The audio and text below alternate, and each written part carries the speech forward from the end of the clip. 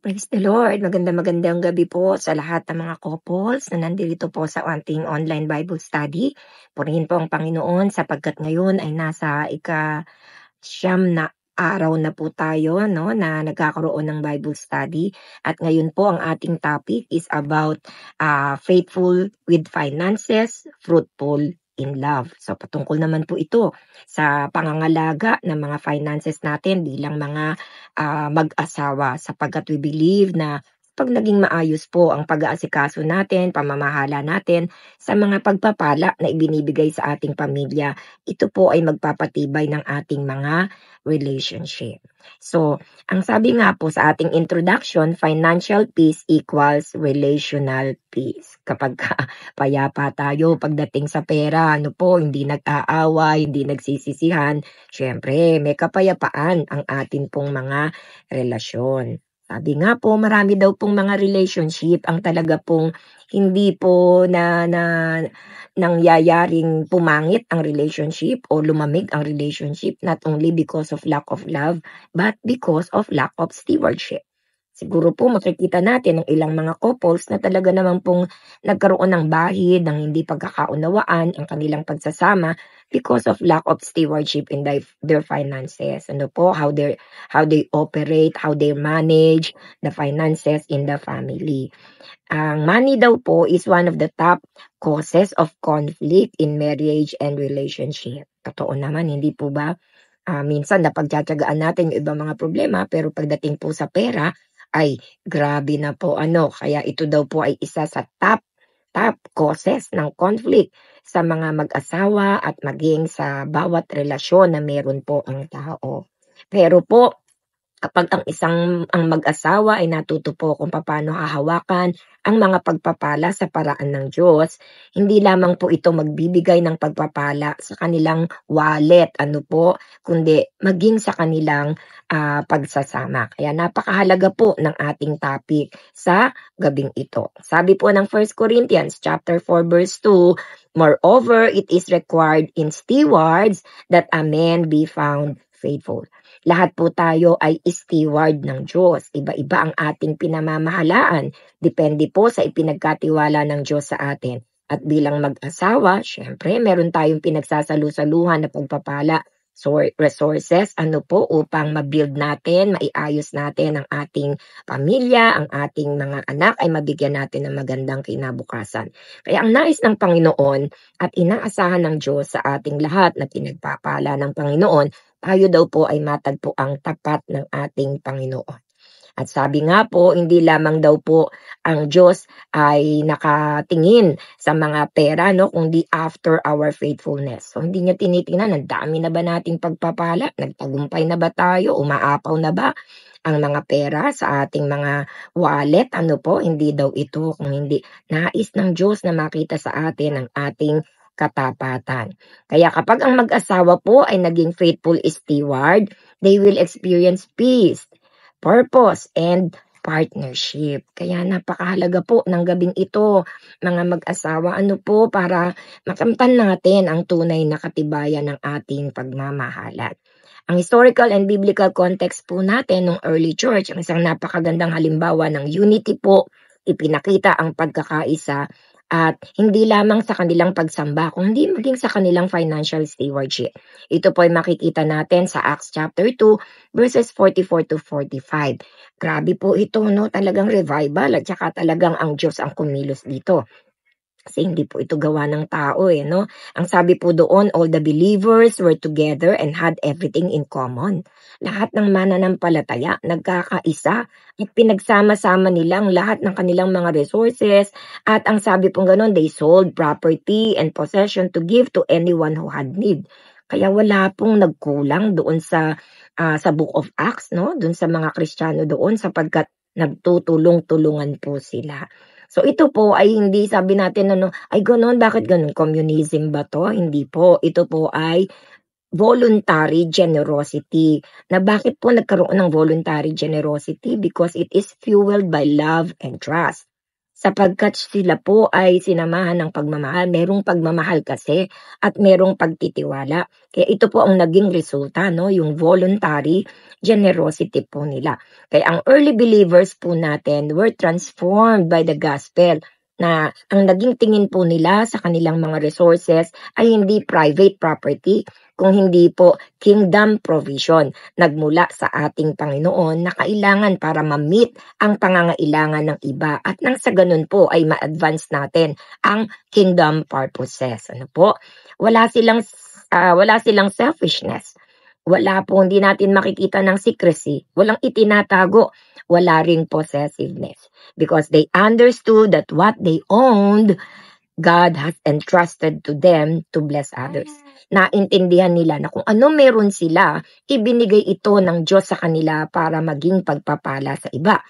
They shared stewardship, become a foundation for their strong community life. Kaya napakaganda po ng pagsasamahan nila doon sa community nila kasi meron silang pagsasalo-salo ng maayos na pamamahala sa mga blessings po meron sila.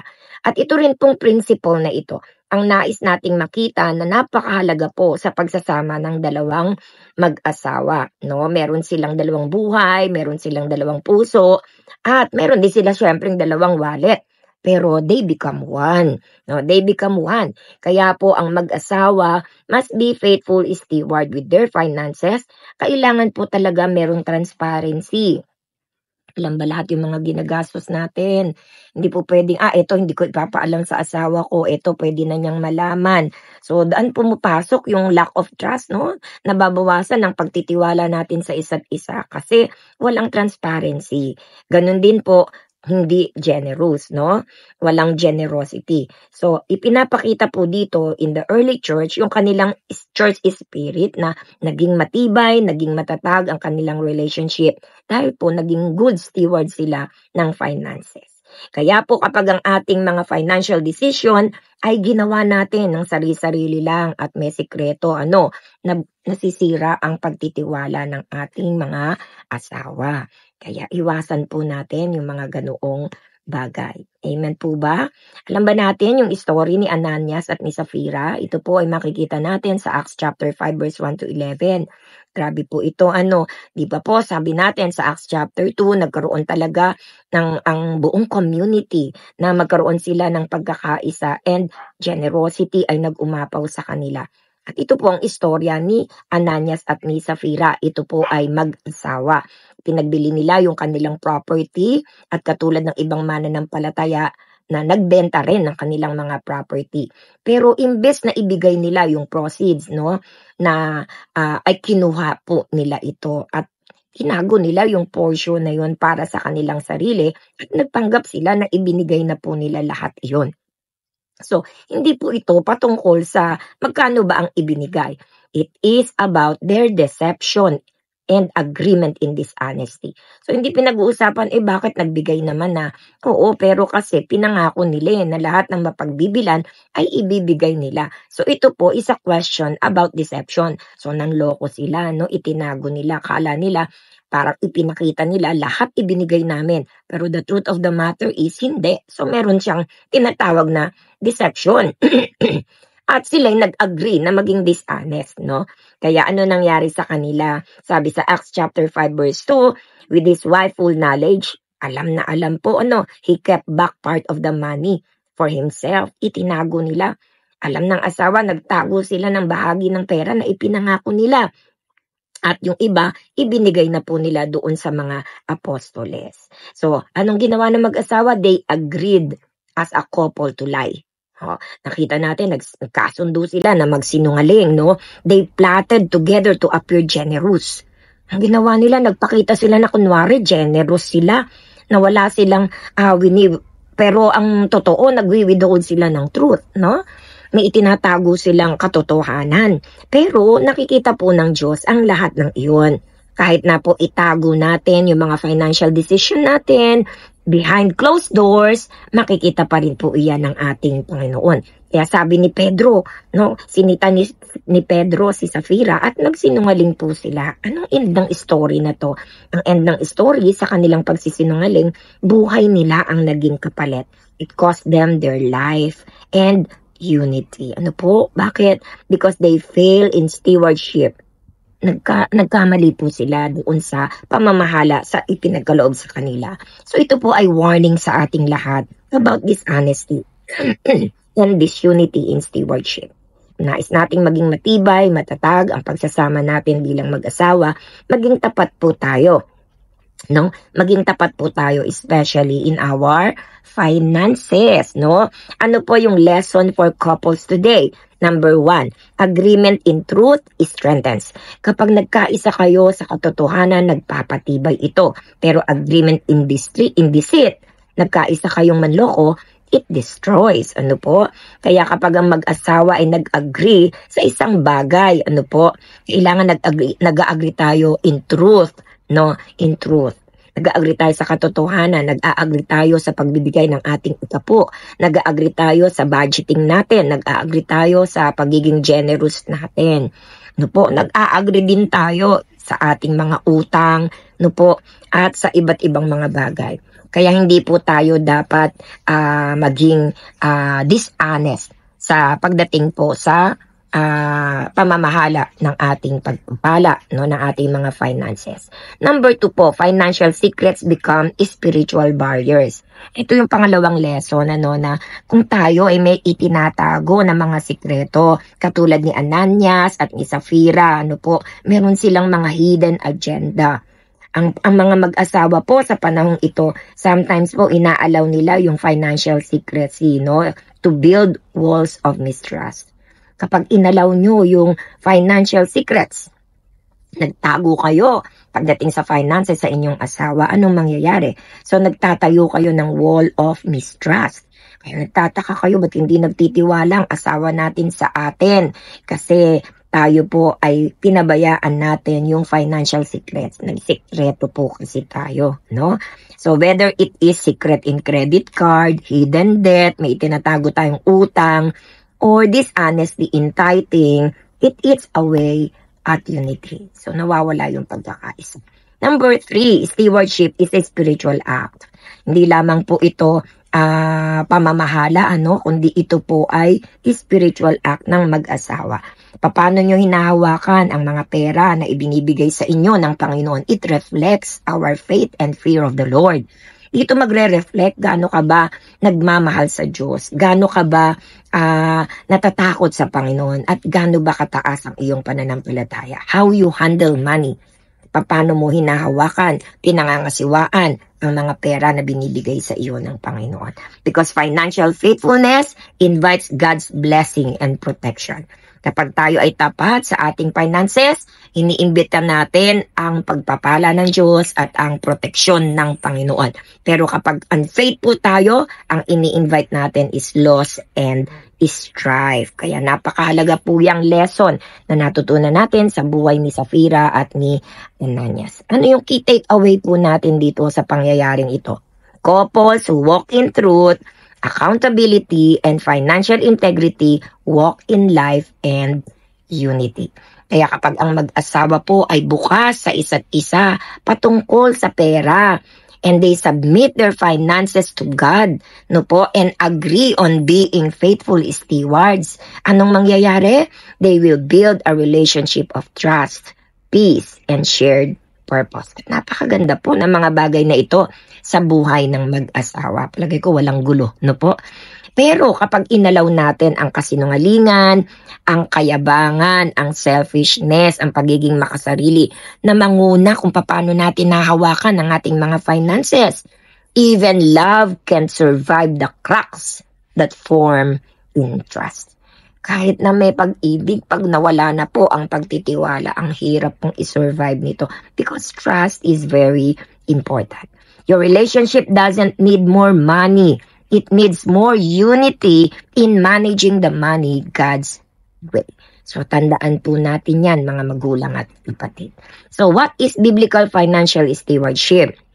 Financial stewardship isn't about managing money. It's about managing life under God's authority. Kasama po yan yung pagmamanage natin ng ating mga buhay sa ilalim ng kapangyarihan ng ating Panginoon. Para sa mag-asawa, it is a sacred responsibility to handle resources in a way that honors God.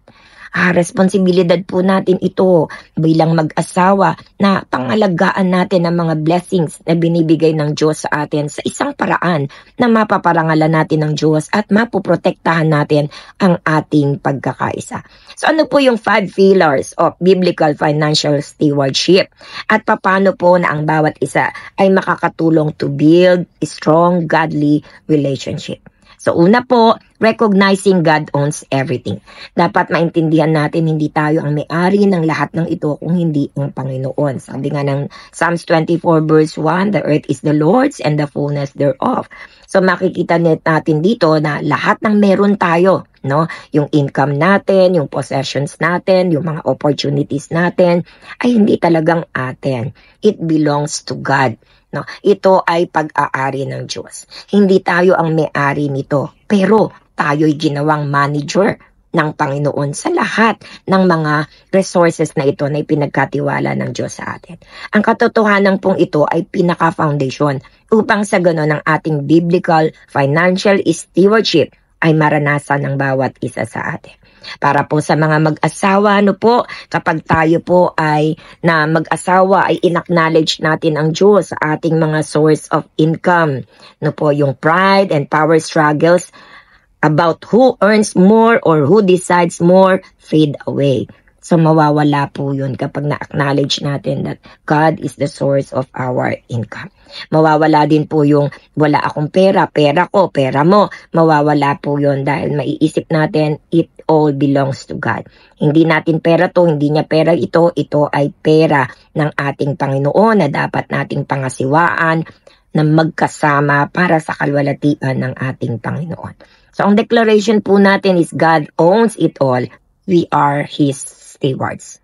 Ang Diyos ang may-ari ng lahat ng pagpapala na meron tayo, na tayo po ay tagapamahala lamang. Amen po ba? So, iyan po yun. Number 2, budgeting and planning together. No, budgeting and planning together. Sabi po ng Luke 14 verse 28, suppose one of you wants to build a tower, won't you first sit down and estimate the cost to see if you have enough money to complete it? So, ang budgeting po ay biblical wisdom in being a good steward of our finances. Dapat marunong tayong mag-budget, no? Hindi po to basta financial advice lamang. God values intentional planning. Pinaplano natin ang ating mga finances because yung pagbabudget po natin ay makakatulong para mabilang natin magkano ba yung mga kailangan nating expenses at paano po natin maiaayos kung ano ang meron po tayo. Kaya para sa ating mga mag-asawa, magsama kayong dalawa, magkaisa kayo, tanggalin yung mga surprise, secret spending, Yung biglang-bigla na lang, hindi naman walang kaabog-abog, bigla nating gagastusan, O kaya naman, dahil nagustuhan mo to, isisikreto mo, bibili ka nito. O kaya naman, hindi naman priority, ito naman yung nabibili natin. So it's not just about numbers. It's about communication and agreement. Dapat lagi kayong may communication sa anumang bagay na gagawin nyo patungkol sa pagpapala na meron kayo at kailangan lagi kayong nag-a-agree sa bawat isa. Kaya kapag ang mag-asawa ay nag-budget together, hindi isa lang ang nagbabudget, kayong mag-asawa ang nagbabudget, you build trust and transparency. Nabibuild mo yung trust and transparency, which is very important in strengthening our marriage relationship. Number 3 is giving to God first, para ma-manage nating maigi ang ating finances, dapat unahin nating bigyan ng ating Panginoon. Sa Malakay chapter 3 verse 10, alam natin yun, bring all the whole tithe into the storehouse, that there may be food in my house. Test me in this, says the Lord Almighty. So ang tithing po is an act of faith and obedience. Ito ay akto ng pananampalataya at ng ating pagsunod sa ating Panginoon. Hindi lang ito basta pagbibigay, yung nagtitithes ka, hindi lang ito a question of giving. It is also our faith, an act of our faith and obedience. At ibinabalik po natin sa Panginoon kung ano naman ang talagang nararapat sa Kanya. At ang pangako naman po ng Panginoon sa atin, God will bless, provide, and protect those who honor Him with the first part of their income. Kaya para sa atin pong mag-asawa, tithing together is a spiritual discipline that builds unity. Nagtatides po ba kayo mag-asawa? Nag-usip po ba kayo? Walang tinatago katulad ni Ananias at Sapphira. Di po ba? It says we trust God more than our salary. Kapag tayo po ay nagtatides, ibig sabihin pinakikita po natin na mas pinagtitiwalaan natin ng Diyos kesa po sa ating mga sweldo. No po? So it reminds us that God is our provider, na ang Diyos ang provider natin at yung finances po natin ay under His covering. Kaya yung pong ating pagtatides ay hindi po natin dapat kinakalimutan. So we declare as a couple, we honor God first and we will never lack. Kapag inuna natin parangalan ng Diyos sa pamamagitan ng pagbibigay natin ng ating tithes and offering, hindi po tayo magkukulang. Amen po ba? Praise the Lord. Number 4, saving and spending wisely. Kailangan po nag-iipon. Sabihin mo nga sa asawa mo, mag-iipon. Hindi yung nakakita tayo na, may darating sa akin. Hindi pa nga dumarating, ginagastos na. No po, may darating pa naman, inubos lahat. How can we know na may darating pa naman? So dapat po, sa bawat pagpapala, meron tayong itinatabi. No? May itinatabi tayo at pag tayo gumastos, dapat wisely ang paggastos po natin. Proverbs chapter 21 verse 20. The wise store up choice food and olive oil, but fools gulp their down. So ang wise steward, tayo po ay nag-iipon. So nag-iipon, sabihin po natin, nag-iipon. O ngayon, sa tagal ng inyong pagsasama, gano'n na ba kalaki ang naipon nyo? O ilalagay sa bangko, maya-maya ng konti, withdrawin. Di pa nagtatagal, nawawala na. Mag-aalkan siya, sinusungkit. No, mula na nagsama kayo, gano'n na po karami yung naipon natin. Sabi po, fools spend without thinking. Ang mga mangmang, kung gumastos, hindi nag-iisip. Pero tayo pong mga anak ng Diyos ay inaasahan ng Panginoon na maging handa at maging disiplinado pagdating po sa pagmamanage ng ating mga finances. Para sa ating mga couples, financial problems often arise not from poverty, no, but for poor planning and impulsive spending. Bakit naghihirap? Hindi daw po ito ang problema nating pinansyal ay hindi dahil mahirap tayo. Ang problema nating financial ay dahil hindi tayo marunong magplano at tayo impulsive, no? Bigla-bigla tayo kung gumastos. Kaya po kapag ang isang partner, no, ay nag-iipon at ang isa namang partner ay bulagsak, no, nagkakaroon ng friction, nabibuild ang friction. Pero kapag pareho tayo, we commit to wise spending, wise habits of managing our resources, no, mapoprotektahan nito ang ating future at ma-avoid natin yung mga unnecessary stress. No, yung mga unnecessary stress. Kaya po tayo po ay mag-create ng ating mga emergency fund at mag-agree tayo on spending limits. Ito lang ang kaya nating gastusin. Hindi ko mo maraming pera, gastos ng gastos. Kailangan natin mag-ipon at ito, hanggang dito lang tayo gagastos. Amen po ba? Number 5, avoiding debts and financial secrecy. Scriptures natin is Romans chapter 13 verse 8. Sabi po doon, let no debt remain outstanding except the continuing debt to love one another. So yung pong pangungutang, yung utang po ay napakabigat na burden at ito po ay talagang nang aalipin. No po, rather than empowers, it enslaves the borrower. Kaya po pinagbabawal ng Panginoon ang all kinds of borrowing at winawarningan po niya ang bawat isa na huwag tayong maging irresponsible sa ating mga pinagkakautang. Kaya po worse than financial debt is relational debt. Kaya po ito ay nagiging cause, no, ng relational debt, no, yung pagkakautang natin, yung ating relasyon nasisira because of secrecy. Nagsikreto tayo Nagtago tayo ng mga expenses natin. Hindi tayo naging tapat. So ano nangyari sa ating relationship? Nagkaroon tayo ng relational debt. Para sa mga couples, financial secrets are relationship killers.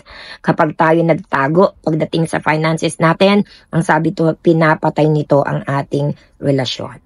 Kaya yung mga may credit cardan, ipaalam nyo na yan sa inyong asawa, ano po? Sabi po yung hidden credit card, yung mga secret loans po ninyo, yung mga undisclosed purchases po natin, it breaks trust. No? Sinisira nito ang pagtitiwala and it creates emotional distance. No? Baka ito yung problema natin. Kaya tayo ay hindi malapit sa isa't isa bilang mga mag-asawa.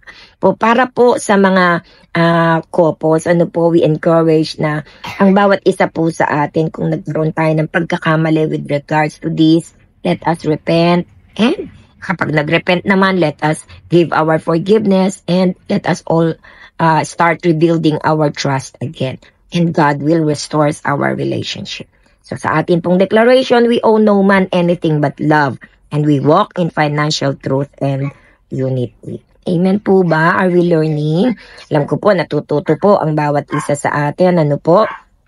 So para i-summarize po natin ito, ang stewardship principle and blessing to your relationship.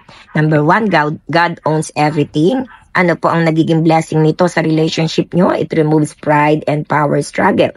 Number 2, budget and plan together.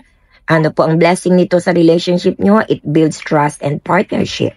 Number 3, give to God first. Tithing. Anong blessing nito? It invites divine provision and unity in purpose. Number 4, save and spend wisely. Anong blessing nito sa relationship natin? It brings peace, preparedness, and harmony. And last, let us avoid debt and secrecy. Anong blessing nito sa relationship natin? It maintains trust and emotional security. Amen po ba? Praise the Lord. So ano po yung mga biblical examples of couples and stewardship? Makikita natin po itong mga financial principle na ibinigay po natin ay hindi ito basta sinabi lang, kundi ito po ay tunay sa mga couples at naimodelo ito ng mga couples. Ibig sabihin, para maging faithful steward po tayo sa ating panahon, ay kinakailangan pong i-apply natin ang mga principles po na ito. Sino ang example? Si Joseph at si Mary, no? They trusted with God's treasure, greatest treasure. Sila po ay nagtiwala sa napakahalagang kayamanan na binigay sa kanila ng ating Panginoon. Alam natin na si Joseph at si Mary po ay bata pa, no? Mga humble couple sila. Nabuhay sila ng simpleng pamumuhay, karpentero lang si Joseph, at si Mary naman po ay isang babaeng taga Nazareth. At hindi po sila mayaman, pero they are rich in character, rich in faith, and rich in obedience. At pinagkatiwalaan sila ng Panginoon ng greatest treasure ng Panginoon na ibinigay ng Diyos sa humanity at walang iba kundi ang ating Panginoong Jesucristo. So hindi sila pinili because of their social status. Pinili sila for their spiritual integrity and then ability to steward divine responsibility. Kaya sila pinili ng ating Panginoon na pagkatiwalaan. So makikita po natin dito, Joseph obeyed divine direction repeated through dreams. Pinanaginipan niya to kaya si Joseph po ay naging obedient, no, sa divine direction. Paulit-ulit na panalangin na tinanggap niya si Mary as his wife. Tinanggap niya si Mary as his wife. Tumakas sila sa Egypt and returned when instructed. At kung ano yung instruction, bumalik sila. At si Mary naman po, sinurrender niya completely to God's will kung ano po yung salita ng Panginoon sa kanya. At ang sabi nga po ni Mary, let it be to me according to your word. At sila po ay naglakbay magkasama papuntang Bethlehem habang si Mary po ay pregnant. Ipinakikita po dito yung kanilang sacrifice, yung kanilang partnership, at yung kanilang obedience to civil and divine instruction. And they offered what they could afford. No, kung ano yung kaya nilang i-offer, 2 doves, a poor man's offering, showing financial humility and worship. So anong lesson na makikita natin kay Joseph at Mary? True stewardship is not measured by material wealth. Hindi kailangang mayaman ka para maging maayos ka sa pamamahala ng pagpapala na meron ka. But how faithful and jointly you carry out God's assignment even when they are costly or uncomfortable. So hindi po ang totoong stewardship wala sa halaga, na po. Kung hindi, ito po isa katapatan po natin na tayo nagkakaisa na dalhin kung ano man ang assignment na binigay ng Diyos sa bawat isa sa atin.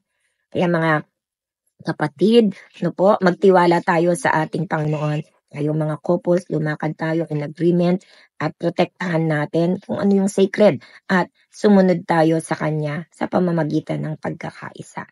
So sa pabuhay ni Joseph at ni Mary, napakasimple lang po nila, masunurin at sila po'y surrendered couple and good steward of the kingdom of God in their household.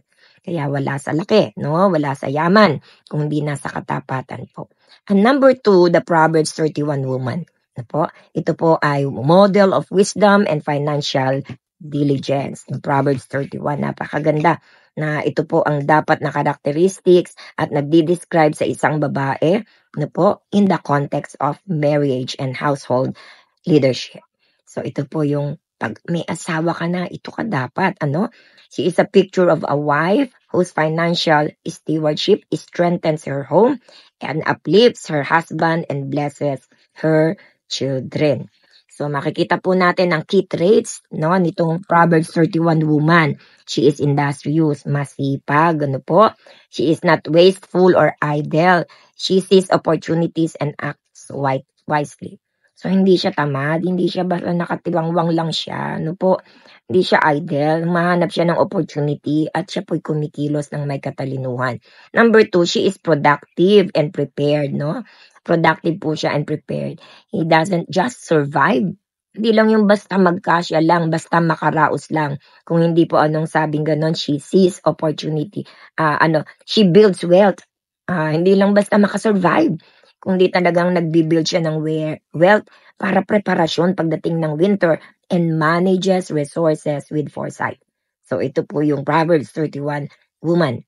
Number 3, she contributes financially. She doesn't spend. She generates income, invests, and multiplies resources. Amen po ba? Number 4, she is generous, mapagbigay. Yung stewardship po niya includes giving to others. Ito po ay napakahalagang biblical trait ng bawat isang anak ng Diyos. Number 5, she builds her husband's trust, Binibuild niya yung tiwala ng kanyang asawa. Pamamagitan ng pagkakaroon niya ng wise stewardship, ito ay nagdadala sa kanyang asawa ng kapayapaan, ng kagalakan, at hindi stress at hindi rin pagdududa. Number 6, she brings honor to her family. So sa pamamagitan nito, napaparangalan, nabibigyan ng karangalan ang kanyang buong sambahayan. So anong lesson natin for couples with regards to Proverbs 31? A wife who stewards resources with wisdom, honor, and generosity becomes a pillar of strength in her home. And a husband who trusts, supports, and praises his wife creates an environment where stewardship can flourish. Amen po ba? Kaya dito makikita natin that stewardship is not one person managing all the money. It is both the husband and the wife walking in honor, diligence, and trust, with each playing their role to build a strong financial foundation for the home. Ang stewardship, hindi lang isa yung mamamahala. Pareho kayong mag-asawa na mamamahal. So ano po yung application natin dito? What are the action steps for couples na dapat po nating gawin para po sa ganun ay magkaroon tayo ng relational unity? Number 1 po, mga suggestion lang natin, mabilis lang po. Have a monthly financial prayer and planning night. You pray, you plan, you talk honestly about finances. Pag-usapan nyo po kung anong kalagayan ng inyong mga finances and then magplano kayo at manalangin po kayo. Gawin nyo tong habit, na ini-schedule nyo, binibigyan nyo ng time each month, bawat buwan. Ang tawag po dito ay financial unity night. At ito po ay isang sacred time na hindi lamang po pag-uusapan nyo yung mga bills nyo, kundi you pray together for God's guidance over your finances. You review your spending and saving. You plan upcoming expenses or goals. And you talk about challenges or financial anxiety. So ito po yung ibig sabihin ng financial prayer and planning night. So kapag ka po tayo ay nagbibigay ng panalangin na ito ang nagiging pundasyon natin sa ating financial planning, nagkakaroon po yung takot ay nato-turn into faith. Natatakot tayo, nag-aalala tayo, no? Yung worry natin turn into worship. Kaya po yung pag-uusap natin ng bukas sa isa't isa ay ito po'y safety natin at piniputol nito ang anumang resentment na nandun sa kaibuturan ng puso kung meron man po. Kaya po, gawin po natin ito mga magulang at kapatid. Sabi ng Proverbs 16 verse 3, commit your works to the Lord and your thoughts will be established. So number 2, set financial goals together. Short term and long term. So magkaroon kayo ng pagsiset ng financial goal nyo po. Budget with a shared vision in mind. Ito yung budget natin o ano yung dapat nating gawin. Ano po? So a powerful couple is one with a shared financial direction. Magkasama kayo sa short-term goal natin. Pwede po yan yung pagbabayad natin ng credit card, pagsasave natin for our vacation, pagre-reduce natin ng monthly expenses natin, or pagbibuild natin ng mga emergency fund. Ano po? Para naman sa long-term goal natin, pwede yung pagbili natin ng, pinagpaplanuhan natin pagbili ng bahay, pagpapasimula ng negosyo, pag-iipon para sa education ng ating mga anak, o kaya pagbibuild natin ng mga retirement funds natin, or supporting mission or full-time ministry. Kaya po ang couples ay dapat pong nangangarap at nagpaplano ng magkasama. Ano po? You move forward together. Yung financial goal po natin, turn from stress points into a faith-filled projects. Praise the Lord. Next po, tithe as a couple. Mag-tithe tayo bilang mag-asawa. Make giving to God a joint decision of faith. Kailangan pareho kayong nagdi-decide. Ikaw na lang mag-tithe, hindi ako. Dapat po kayong dalawa. Because tithing is not just about percentage. It's about honoring God first. So, hindi lang to basta percentage na tithes. You honor God. Kaya kapag ang couple po ay nagsimulang mag-tithes sa bahay, no, pareho, you are declaring that God is your provider. You trust Him more than money. Dinideclare mo, mas pinagtitiwalaan ko ang Diyos kesa sa pera, and you are united in obedience. At kayo nagkakaisa sa pagsunod sa ating Panginoon. Kaya po, kung isang spouse ay hesitant na mag-tithes, ito po yung area kung saan magkaroon tayo ng mutual understanding and spiritual growth must take place. Po. Tithing builds financial protection. Pag nagta-tithes tayo, napoprotektahan nito ang ating mga finances, nagbibigay ito ng divine provision sa atin, ini-establish nito ang ating legacy of faith. Kaya po couples, let us tithe together and see how God will move in our family. Malakay chapter 3 verse 10 po yan. Number 4, be transparent. No? Dapat wala na tayong itatagong utang, wala na tayong itatagong mga hindi binili natin na hindi natin ipaalam. Wala na po yun. No? Because financial secrecy, sabi natin kanina, is a silent killer in relationship. Bakit? Kasi ipapanganak nito yung suspicion, betrayal, and emotional distance. Kaya po yung transparency naman, it builds trust and accountability. Kaya po ang tanong, no, tanungin natin yung mga sarili natin, are there any financial secrets between us? Meron ba na financial secret between you? Are we truly honest about how we spend, save, and give? And do we review our bank statements together?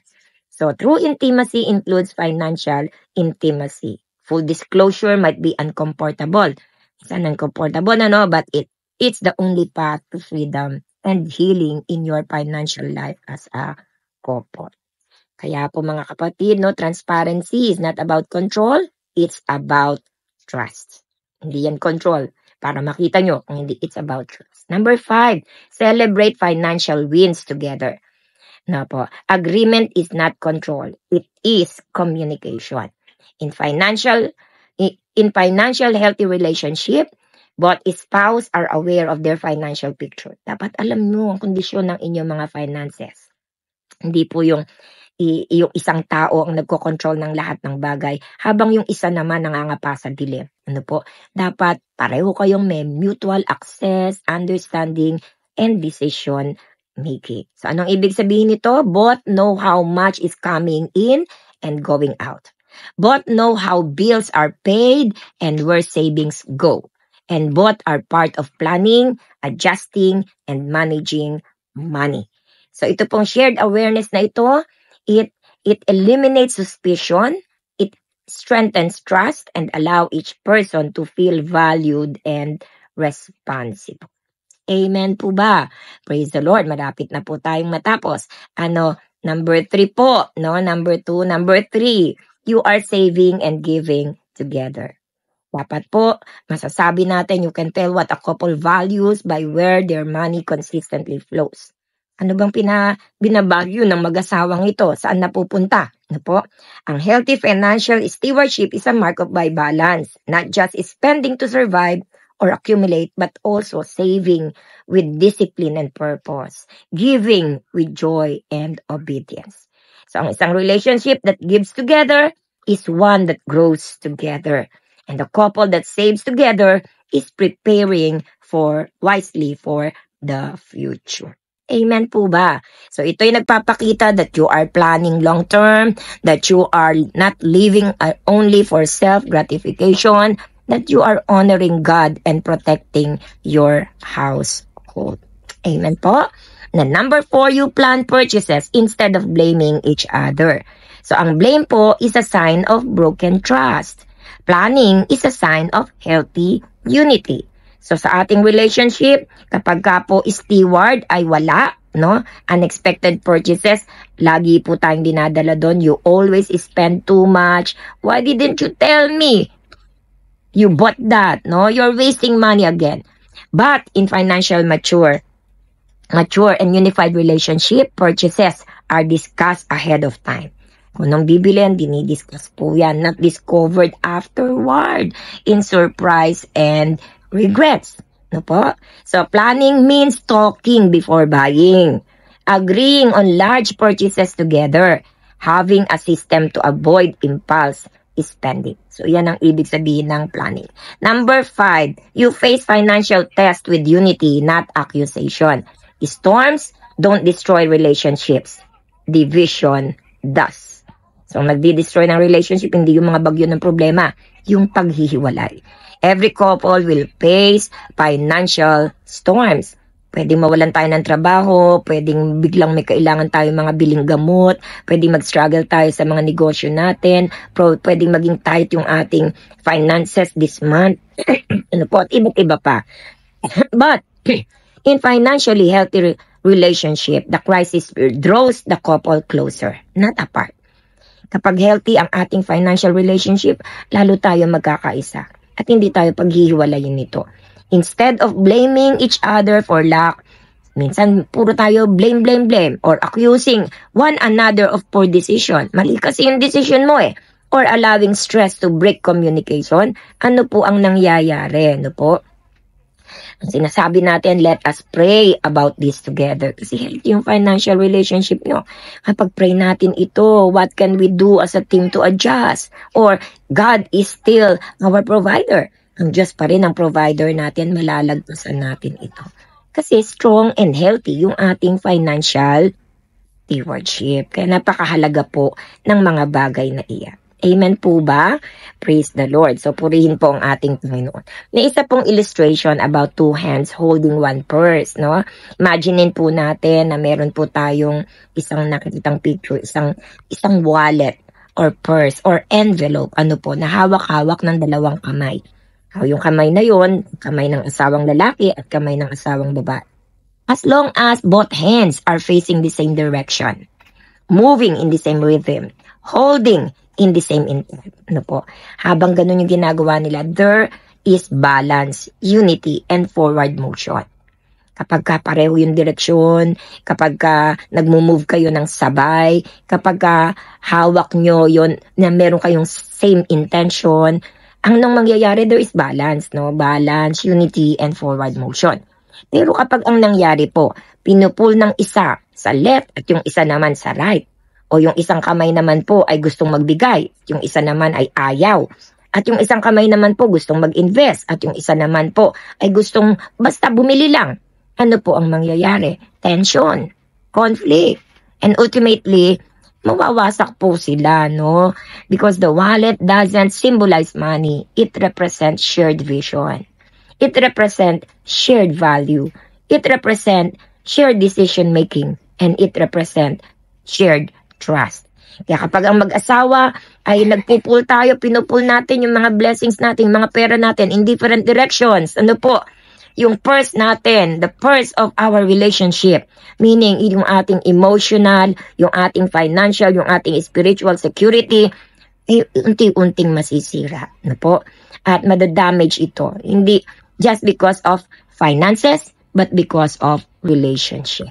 Amen po ba? Kaya napakahalaga po ng financial steward, mga mag-asawa. Amen po. So, next and the last, application to real-life couples. Many couples are not in financial trouble because of lack. Hindi dahil kulang. Hindi dahil walang pera. They are in trouble because of lack of unity.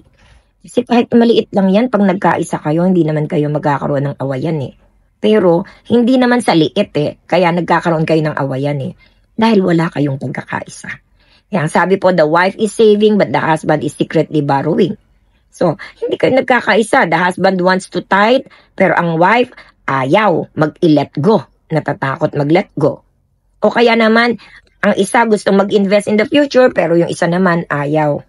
Ayaw, ano, gusto niya mabuhay lang siya para sa araw na ito. One purse, two hands, opposite directions, mapupunit po ito. Masisira po yung relationship na yan. Pero kapag ang bawat isa, you submit their hearts to God, they sit down and talk, agree on giving, saving, budgeting, and spending, then the purse became a tool of progress and not a source of pain. Biblical reinforcement, Amos 3 verse 3, ang sabi po, can two walk together unless they are agreed? Hindi pwedeng magsama na lumalakad pareho nang hindi kayo nag-a-agree. Financial stewardship is not a solo walk. It is a unified journey. Kaya po, just as two hands must work together to carry the load, two hearts must work together to carry the responsibility of finances in your marriages.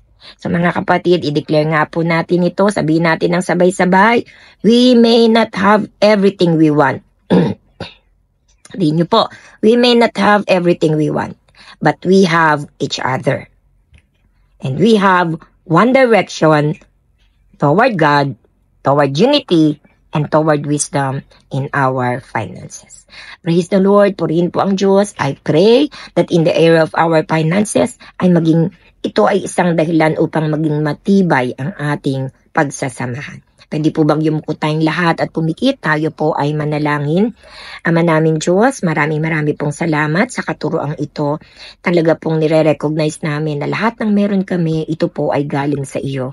Patawarin niyo po kami, Panginoon, kung dishonor ka namin, kung sa pamamagitan nito, Panginoon, ay na-divide kami mag-asawa. Patawarin mo kami kung nagkaroon kami ng secret sa aming mga finances. Ngayon, Panginoon, isinusuko na po namin ang mga salapi na binigay mo sa amin. Ang mga goals namin ay ipinagkakatiwala na po namin sa iyo. Turuan mo kami, O Diyos, na maging good steward, wise steward, upang makapagplano kami ng may katapatan at makapagbigay kami ng may kagalakan. Pag-isahin mo ang aming mga puso at dalin mo kami, Panginoon, sa financial peace and purpose. Dinideklara po namin ang aming mga pera ay hindi na po dahilan upang kami ay ma-divide. Kundi ito pong mga perang ito ang magiging dahilan upang ma-unite kami para sa iyong kalwalatian. In the name of Jesus. Bless every works of our hands, O Lord. Pagpalain mo ang lahat ng mga pangarap. Pagpalain mo, Panginoon, ang lahat ng mga layunin namin. Pagpalain mo ang aming mga pamilya. In the name of Jesus. At tulungan mo kami na maging good steward of the finances ng aming pamilya. Thank you, Father. This is our prayer to you. In Jesus' mighty name we pray. Amen and amen. Praise the Lord. God bless you po. Pagpalain po ang Panginoon sa ating mga buhay.